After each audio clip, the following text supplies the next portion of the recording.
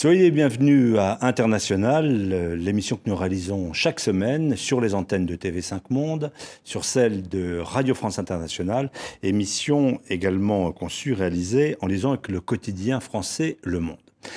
L'invité que nous accueillons aujourd'hui vous est évidemment connu. Son nom symbolise la lutte contre les bourreaux, les organisateurs de la Shoah. Serge Karfel, merci d'être sur le plateau d'International aujourd'hui. Nous avons, en compagnie de Jérôme Cotteret, du Monde, de Sophie Malibaud, de Radio France Internationale, beaucoup de questions à vous poser sur une commémoration évidemment importante, celle du 70e anniversaire de la libération des camps, enfin d'Auschwitz, et puis sur ce qu'on va appeler un climat. On a parlé d'antisémitisme, résurgence d'antisémitisme. Nous avons envie de vous poser toutes ces questions. En quelques mots, on peut rappeler que vous-même, enfant, vous avez échappé à une rafle qui aurait pu vous conduire, comme votre père, à Auschwitz, et vous avez consacré toute votre vie, avec votre épouse, Bette Klarsfeld, également avec votre fils, avocat Arnaud, à la lutte contre l'auteur de ces rafles, contre la machine nazie, en quelque sorte. Je voudrais, avant que nous vous interrogions, revenir sur quelques images qui se sont donc produites dans l'actualité très récente. C'était il y a quelques jours à Auschwitz, autour de cette commémoration qui pose, elle aussi, beaucoup de questions. Des ombres dans la nuit au camp d'Auschwitz. Des dirigeants d'une quarantaine de pays marchent le long des rails, ces rampes de la mort. Ils sont accompagnés de 300 survivants. Ici, 1 100 000 Européens ont été assassinés, la plupart parce qu'ils étaient juifs. François Hollande leur rend hommage, c'est la première fois qu'il vient à Auschwitz. Vladimir Poutine, lui, est absent, estimant ne pas avoir été officiellement invité. Il s'est fait représenter. Pourtant, c'est l'armée rouge qui a libéré le camp le 27 janvier 1945. Le président polonais rend hommage à ses libérateurs.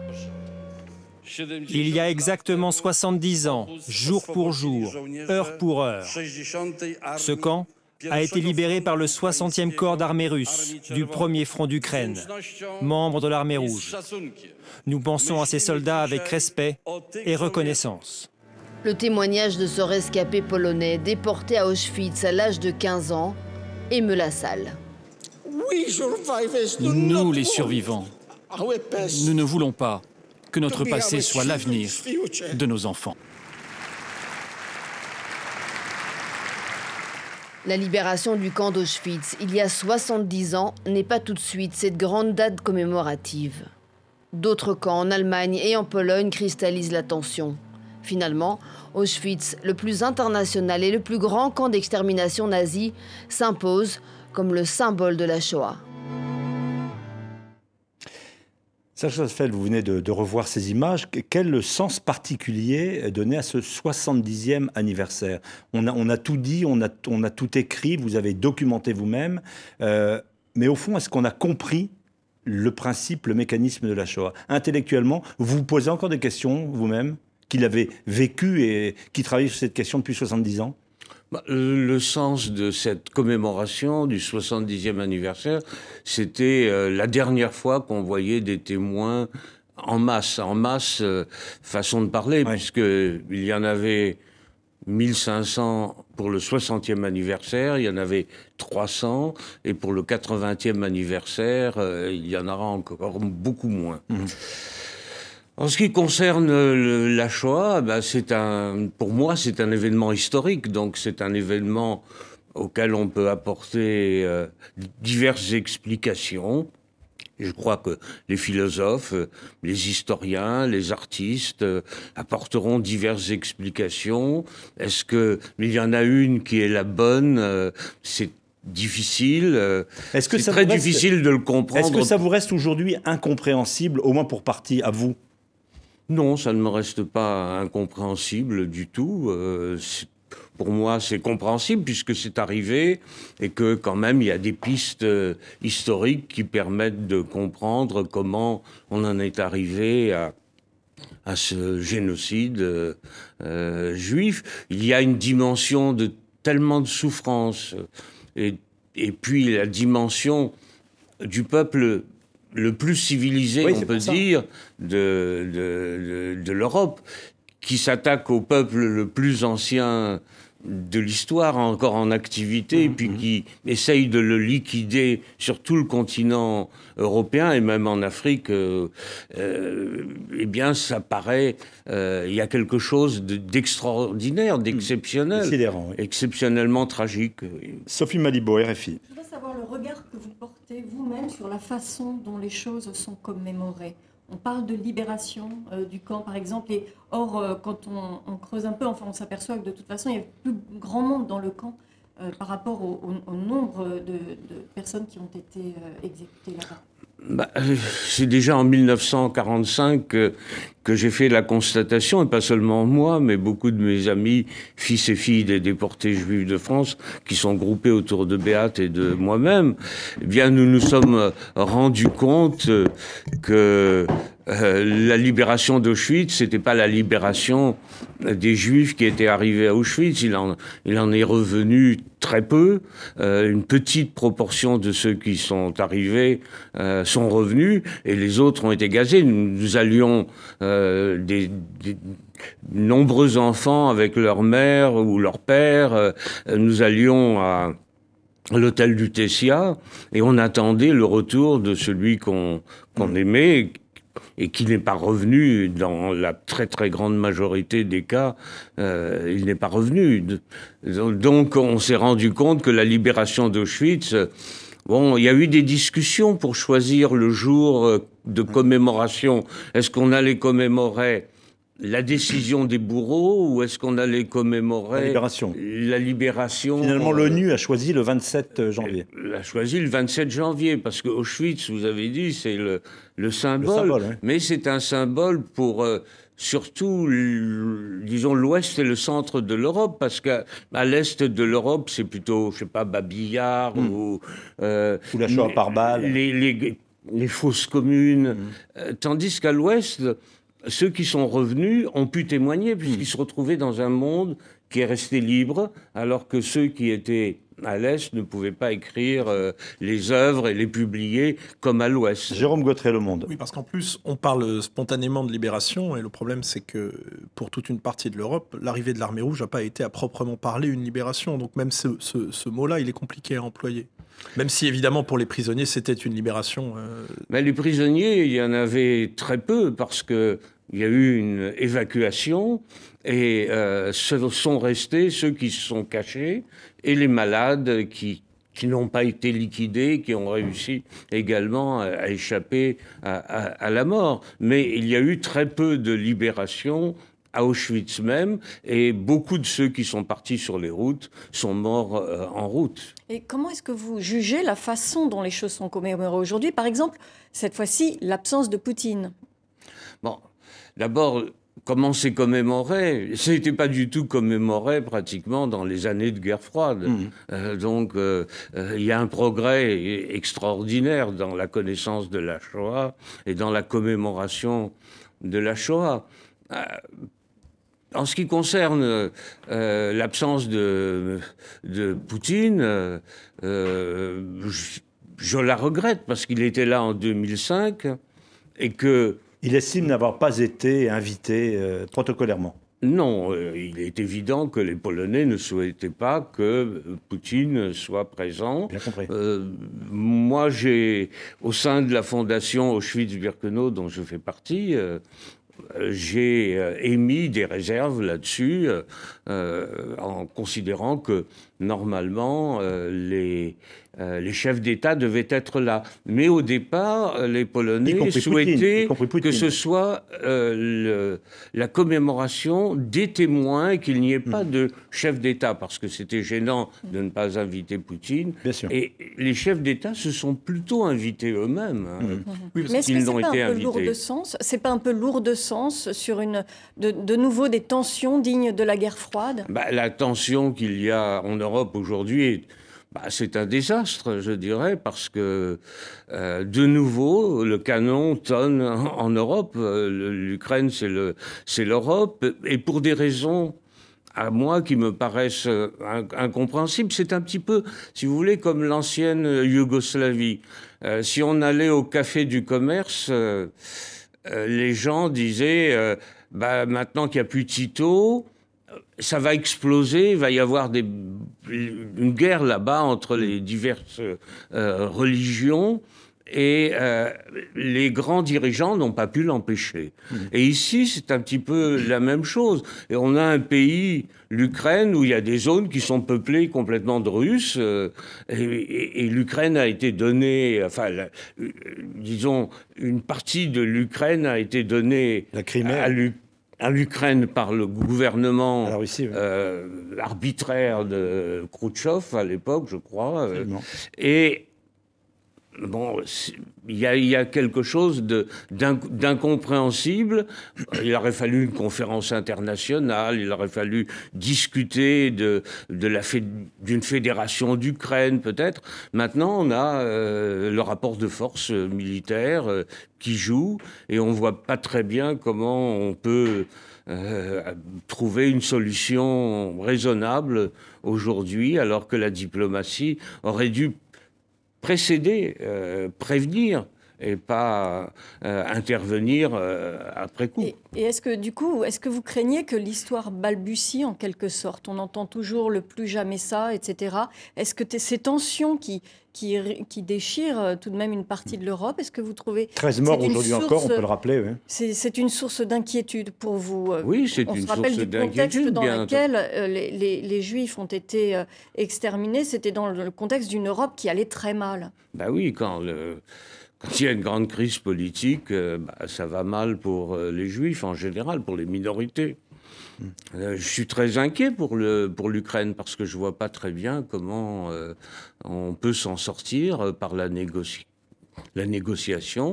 Et pour vous, par exemple, si on attend les événements militaires, et puis en même temps, je veux dire, c'est une conflagration, disons, si on raisonne, on peut arriver à une conflagration également, parce que, bon, on est arrivé à une conflagration en 1914, terrible, un suicide de l'Europe. On ne va pas recommencer à avoir un suicide de l'Europe. Alors vous avez vu, dans un contexte relativement unanimiste autour de ces commémorations, des voix quand même qui s'élèvent autour de ce que l'on peut appeler une sorte de concurrence mémorielle. Comment est-ce que vous réagissez quand, par exemple, les associations noires de France disent « on n'en fait pas autant pour l'esclavage », d'autres qui disent à Nankin, pour le massacre donc en Chine, il y a une indifférence, et puis on va commémorer également le centenaire de l'Arménie, enfin du génocide arménien. Comment est-ce que vous réagissez sur cette mise en perspective de la Shoah? Pour vous, elle est unique, elle est incomparable, ou effectivement ces remarques sont tout à fait fondées? Elle a des caractères incomparables, mais il y a une certaine logique.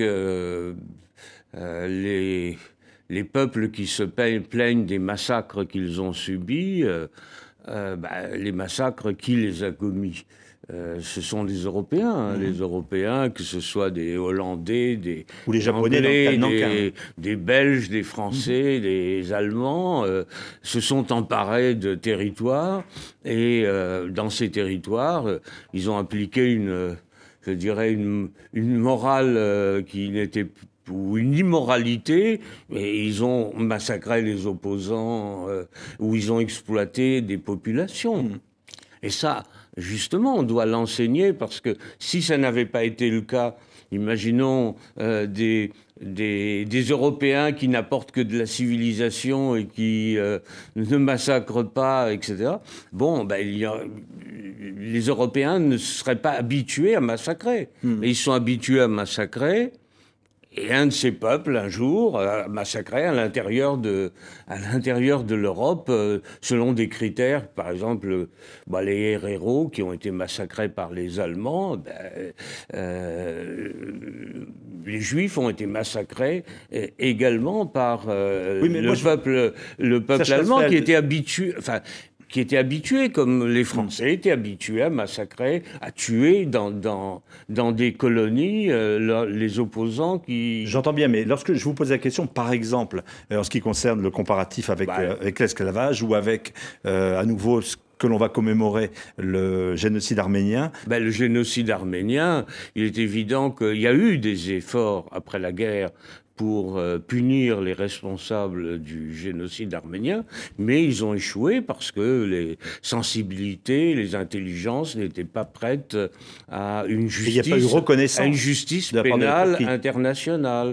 Donc il faudrait relier un peu dans l'enseignement tout cela pour bien montrer que aujourd'hui nous sommes à une autre époque avec une autre sensibilité. Les jeunes ne font plus le service militaire. La paix est en Europe depuis 70 ans ou 50 ans si on pense à la guerre d'Algérie. On est à une autre époque, avec une autre sensibilité, mais la sensibilité de l'époque était propre aux guerres, et propre aujourd'hui. L'Europe a retenu la leçon. Jusqu'à maintenant. Vous nous disiez, pardon, excusez-moi de vous couper, mais vous nous disiez qu'il y avait un progrès sur la façon dont les choses étaient commémorées. Donc, effectivement, en tout cas, on a pu voir énormément, il y a maintenant énormément de documents qui sortent, qui sont visibles par le plus grand nombre. Est-ce que vous diriez que le négationnisme recule? Est-ce que vous continuez de traquer le négationnisme? Où en est-il aujourd'hui? Le négationnisme, c'est quelque chose de douloureux, mais comment dire... Il consiste à nier le fait que la Shoah est utilisée dans ces conditions. On le dit pour nos téléspectateurs. Ça fait déjà 30 ans que ça dure, plus de 30 ans que cela dure. Mais en même temps, c'est une source d'énergie extraordinaire pour les historiens et pour le monde juif. Regardez, avant, il n'y avait pas de grands centres aux États-Unis. Aujourd'hui, il y a Washington, il y a New York, il y a Los Angeles, et il y a dans chaque grande ville où il y a une communauté juive, il y a un centre sur l'Holocauste, il y a le mémorial de la Shoah pour l'Europe, il y a Yad Vashem pour l'Asie et pour le monde entier. Mais comment vous expliquez que certaines théories du complot aient encore la vie dure aujourd'hui? Parce que c'est naturel à l'homme, tout simplement. Et quand il y a une haine à la fois contre les Juifs et contre l'État juif, eh bien, et contre les États-Unis aussi. Donc on invente des complots. Vous savez, quand vous parlez avec des gens, avec les fous ont des théories tout à fait convaincante et cohérente. Jérôme Gautret, Le Monde. Oui, alors vous pointez le fait qu'effectivement, il y a de plus en plus de lieux, de plus en plus à plein d'endroits, d'espaces qui se sont ouverts et que les processus de commémoration sont beaucoup plus aboutis qu'il y a une trentaine d'années. Mais ça répond évidemment aussi à la peur, avec la disparition des derniers témoins, que la mémoire s'effiloche un petit peu. Comment est-ce que vous imaginez, vous, c'est très difficile, mais comment est-ce que vous pouvez imaginer qu'on commémorera le génocide dans 20 ans, dans 30 ans, quand il n'y aura plus de survivants du tout? Non, on continuera à avoir des commémorations. La guerre de 14-18 aussi, il y a des commémorations. Il y a de moins en moins... Enfin, il y avait de moins en moins de participants. C'était surtout les pouvoirs publics qui participaient. Je ne peux pas imaginer, ça entre dans l'histoire, c'est un événement exceptionnellement tragique. Il faudra continuer. Il concerne l'Europe, il concerne la civilisation chrétienne, la civilisation occidentale, etc. Je ne peux pas imaginer. Vous savez que les gens vivent comme moi. Il y a un début, il y a une fin, et puis après, ce que laissent les survivants, ils laissent un bilan, en tout cas précis de ce qui s'est passé. L'histoire, il y a 40 ans 300 livres sur la Shoah, maintenant il y en a plutôt 50 000 ou 100 000. Et est-ce que les enseignants, qu'est-ce que vous pensez, l'école française enseigne correctement aux enfants la Shoah? C'est enseigné correctement quand je regarde les livres, les manuels d'histoire, alors qu'il y a 40 ans, je faisais des analyses des manuels, et Le Monde d'ailleurs les a publiés, ces analyses, où je montrais que des professeurs agrégés d'histoire falsifiaient l'histoire, manipulaient les phrases pour que les élèves croient que seuls les Allemands arrêtaient les Juifs en France. Bon, maintenant, c'est complètement changé depuis 1984 à peu près. Ouais. C'est correct, tout à fait correct, l'enseignement. Serge Feil, je vais vous interrompre parce que sur les antennes de RFI et de TV5 Monde, eh bien, nous allons voir un point d'actualité. Nous vous retrouvons ensuite avec beaucoup d'autres questions, notamment sur l'actualité. À tout de suite.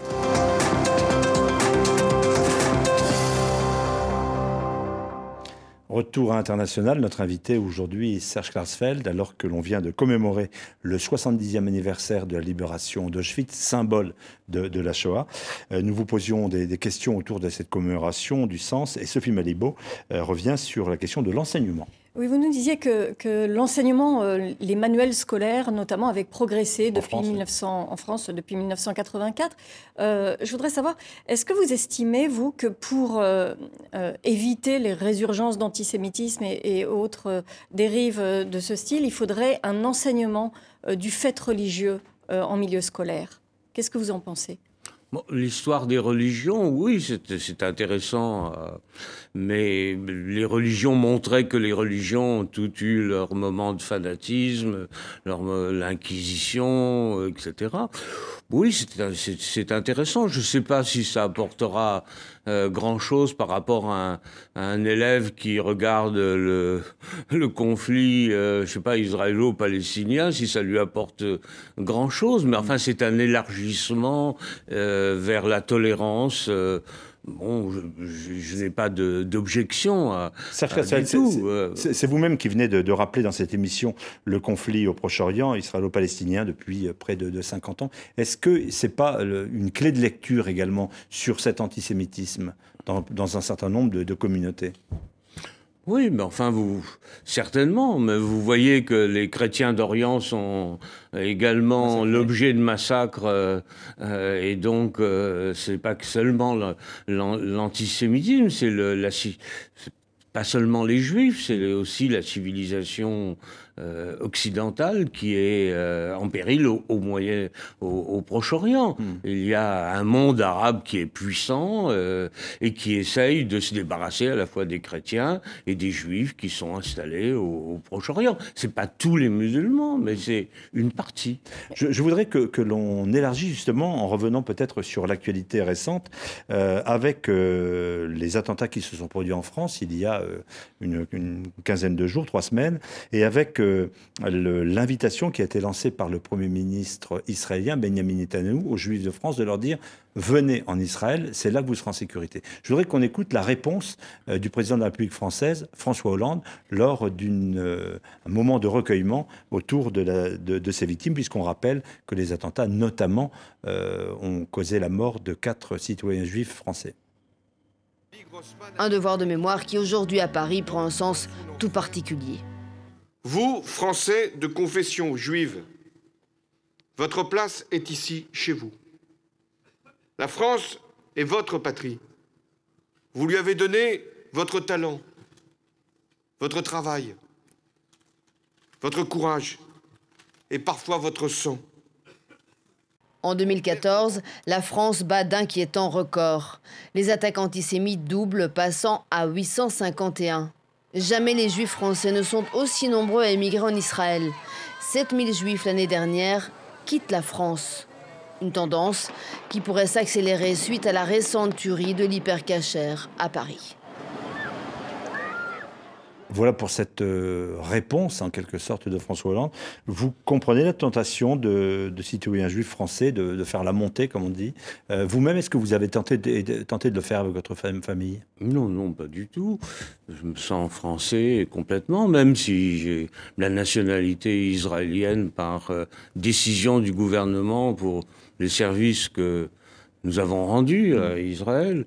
Mais, bon, dans leur appel, tous les deux ont à la fois raison et tort, parce que Français de confession juive, les Français de confession juive très religieux qui disent l'an prochain à Jérusalem, je veux dire, s'ils vont à Jérusalem, bon, il n'y a pas de problème.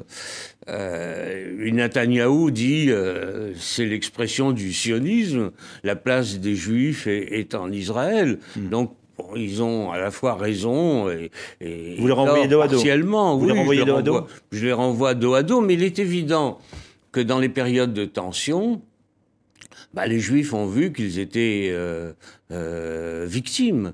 Et étant victimes, que faire ? Résister. Mais résister, c'est un long combat. Et on s'appuie sur quoi pour résister ? En 1939, pas un juif n'avait une arme, dans aucun État, puisqu'il n'avait pas le droit d'avoir des armes.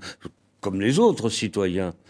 Aujourd'hui, ils n'ont pas plus d'armes, donc c'est sur l'État qu'ils s'appuient. Ouais. Alors si l'État est faible, bon, que reste-t-il à faire? La réponse de la France, la fuite. Les États sont faibles actuellement en Europe, trop faibles pour protéger correctement la communauté juive. Les démocraties sont toujours faibles. Quand il y a une montée des extrêmes, il y a une faiblesse, et c'est seulement quand une certaine limite est franchie que les démocraties se renforcent et essayent véritablement de faire face. Mais pour le moment, les Juifs sont dans une sorte d'étau virtuel entre le terrorisme fondamentaliste musulman et de l'autre côté une extrême droite qui électoralement est forte et qui monte et qui, si elle vient au pouvoir, poussera les Juifs à partir parce qu'ils ne supporteront pas la réécriture de l'histoire.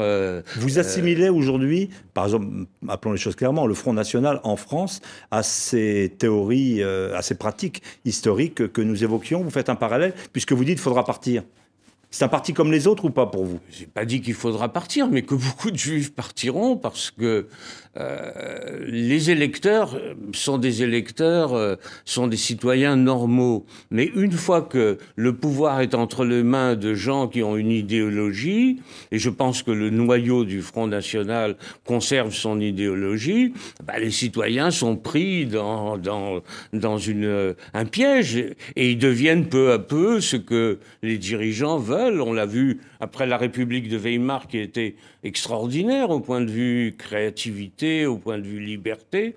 On a eu quoi? On a eu le nazisme. Donc vous ne faites pas de différence entre Jean-Marie Le Pen et sa fille Marine Le Pen sur ce plan-là?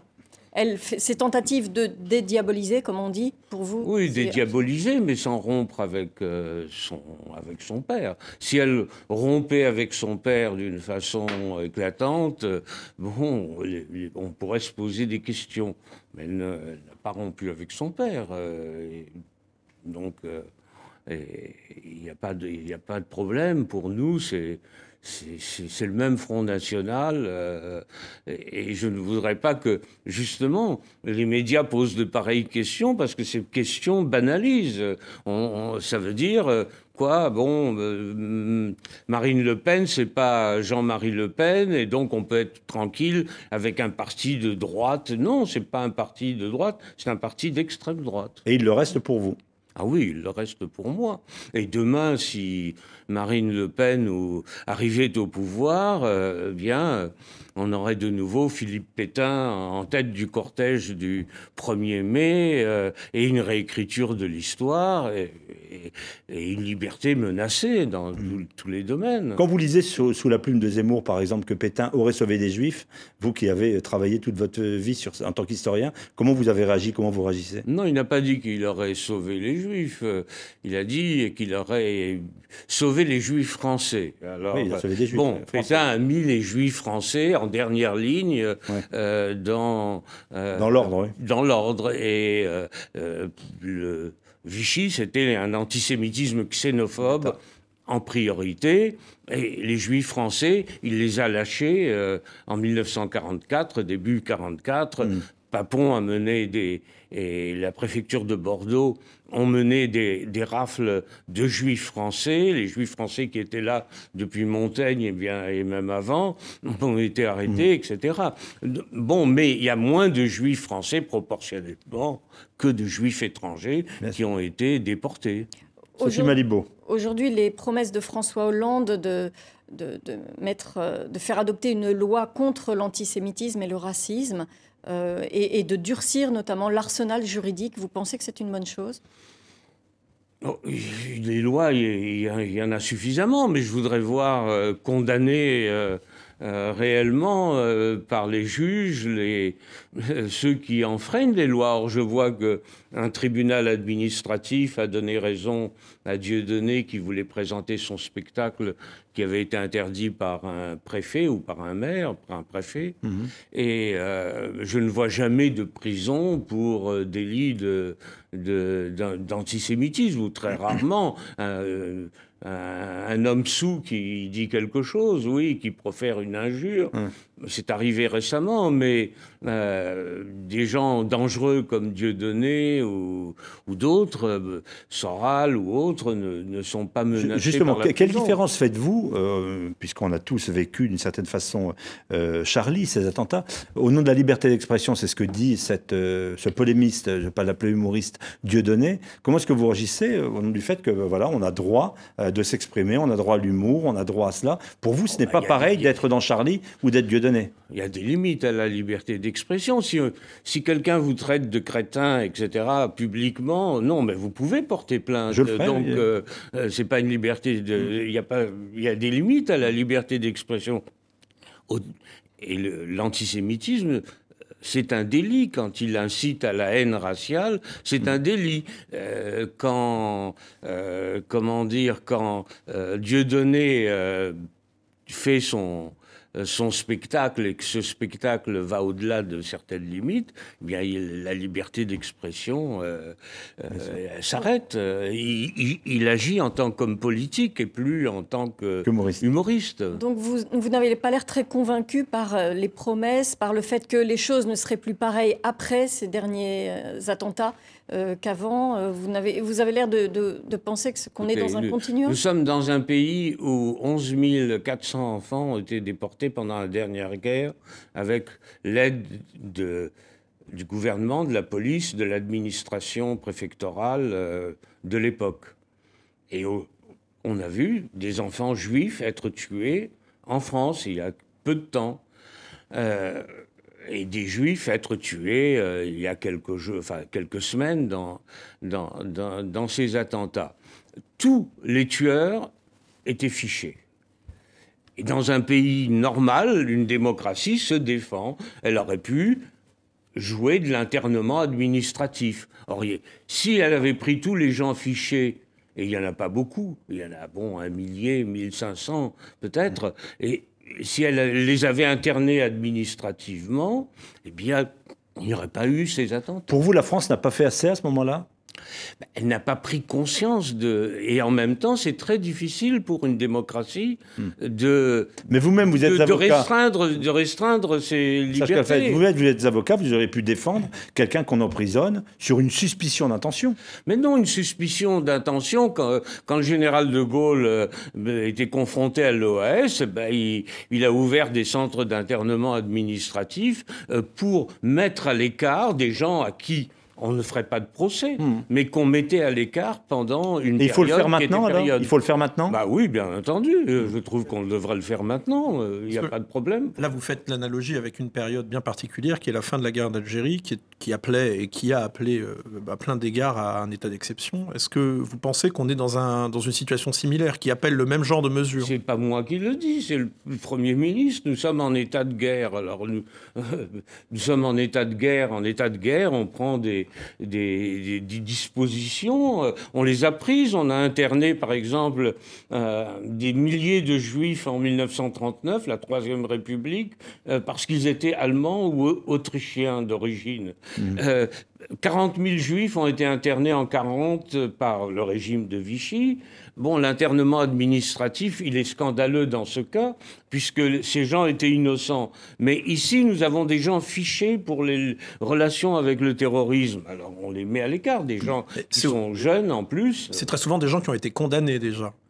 Qui ont déjà purgé leur peine. Mais certains n'ont pas été condamnés, mais certains ont des attaches et des liens qui permettent de soupçonner qu'ils peuvent commettre des attentats. Donc de les mettre à l'écart, même, je dirais, en les indemnisant de leur passage dans un lieu d'internement, me paraît quand même quelque chose de raisonnable. Voilà. On parle du racisme, vous suivez naturellement l'actualité. Est-ce qu'aujourd'hui, il n'y a pas une sorte d'islamophobie, je ne dis pas qui relaie, mais qui côtoie l'antisémitisme ?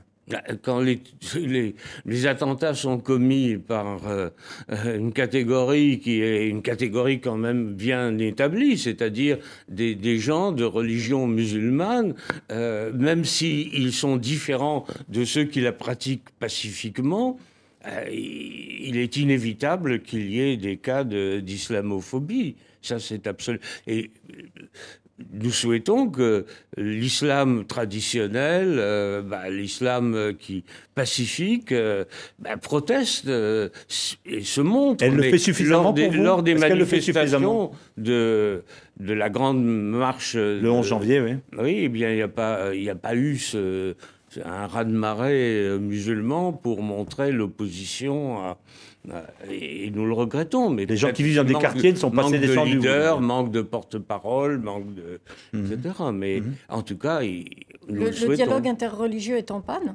Pardon ? Le dialogue interreligieux ne se fait pas ? Le dialogue interreligieux se fait. Le Conseil représentatif des institutions juives et a de nombreuses relations avec l'islam, mais c'est avec un islam, je dirais cet islam pacifique et qui, lui, n'arrive pas à mobiliser la masse des musulmans qui souhaitent vivre en paix en France en tant que Français. Il y a ce problème de la représentation aussi.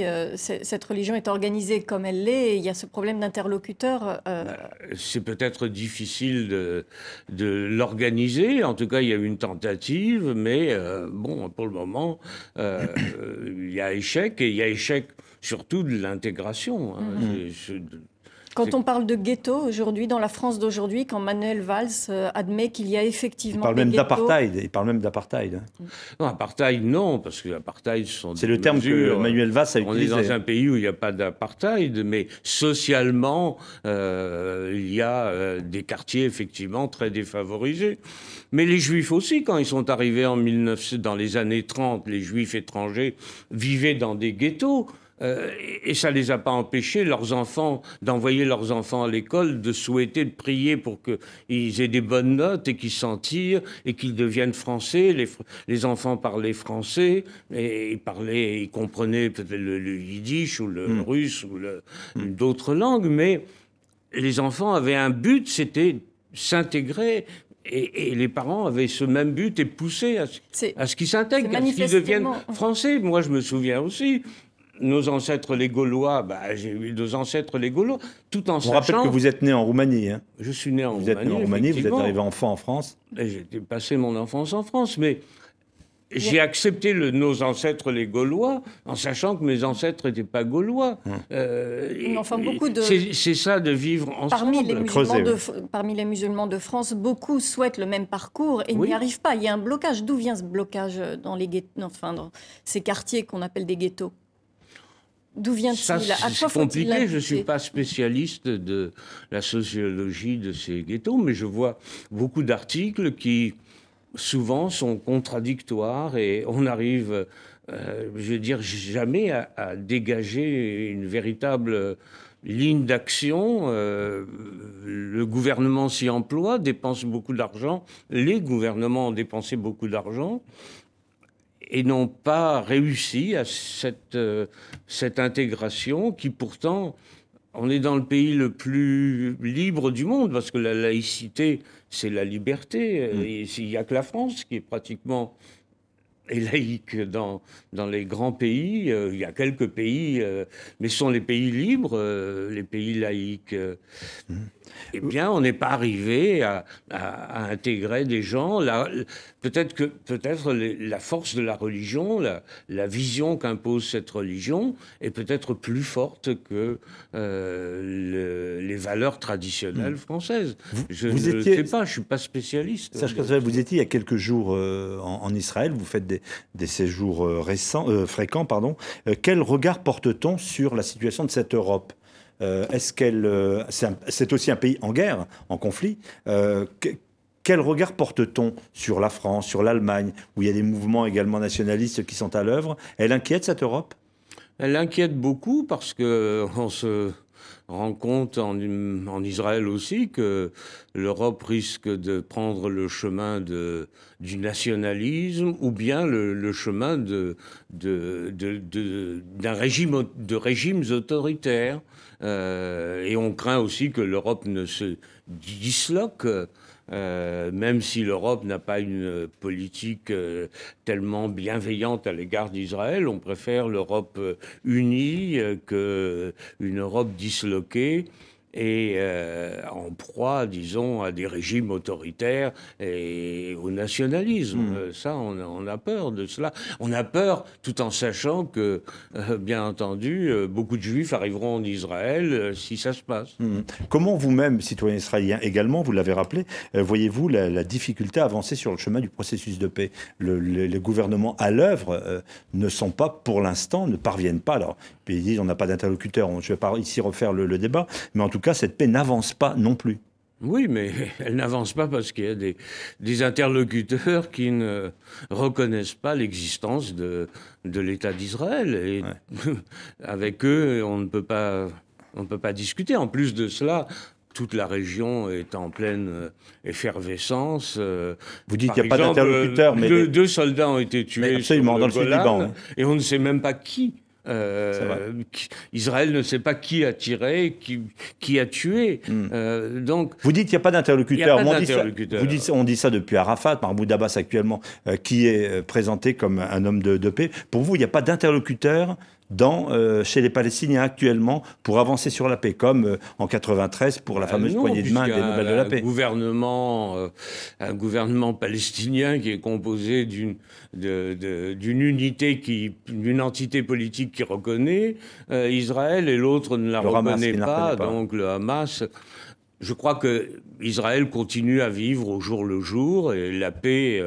Le processus de paix est mort. Le processus de paix, eh bien, il faudra des grands bouleversements pour que éventuellement un processus de paix. Mais il ne faut pas oublier non plus que les Israéliens sont conscients de ce qui est arrivé pendant la Shoah et sont conscients que des ennemis possédant l'arme nucléaire n'hésiteront pas à l'employer sur Tel Aviv pour se débarrasser de l'État d'Israël. Vous pensez qu'aujourd'hui, effectivement, la coexistence des deux États, Israël et Palestine, côte à côte, est en je crois que pour le gouvernement israélien, pour Benjamin Netanyahou, qui depuis 20 ans a mis l'Iran en tête des ennemis d'Israël, c'est l'Iran et la menace nucléaire qui est la plus importante.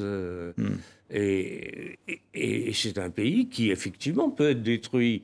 De même qu'avant, on disait « Ah, les Juifs ne peuvent pas être détruits. Ils sont présents au Kremlin, ils sont présents à Wall Street, puissants partout. » Le mythe des protocoles de Sion, les masses juives vivant en Europe ont été anéanties. Et à l'époque, la déclaration Balfour, c'était de dire on crée un foyer national juif parce que les masses juives en Europe sont menacées d'être, massacrées. Eh bien, ça n'a pas eu lieu. Et les Arabes aussi ont fermé la porte en faisant pression sur l'Angleterre. Et les masses juives n'ont pas pu partir dans le foyer national juif. Quand on parle de l'importation de ce conflit, même dans les banlieues, en France, dans les manifestations, etc., est-ce que s'il n'y avait pas une sorte de progrès du côté du problème du peuplement de colonies en Israël, dans les territoires occupés, est-ce qu'il n'y avait pas de la retenue de ce côté-là? On n'apaiserait pas finalement ces tensions et on n'éviterait pas cette exportation du conflit à l'extérieur jusqu'en Europe. Peut-être diplomatiquement, mais je ne crois pas que dans les banlieues, ça joue un rôle particulier, sauf qu'on en parle dans les médias beaucoup et que ça attise le conflit.